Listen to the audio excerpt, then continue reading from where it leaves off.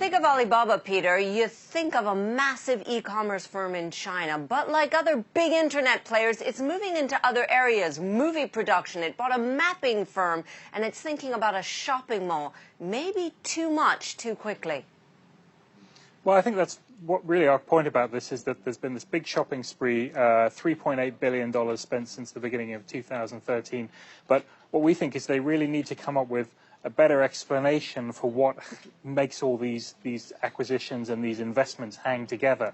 There's really a lot of activity in a lot of different areas, but a lot of vague talk about sort of e-commerce ecosystems and things like that. And really, I think investors will at some point begin to ask, what is the strategy that holds all these acquisitions together, and what should we expect in the future from Alibaba on this front?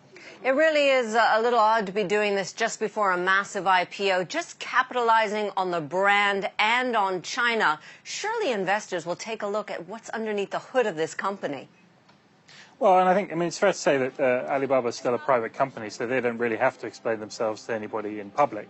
And, you know, they're not the only ones doing this. Facebook has spent north of $20 billion this year on, you know, on a messaging app and a virtual reality headset company. So, you know, by some measures, Alibaba's investments might seem quite prudent.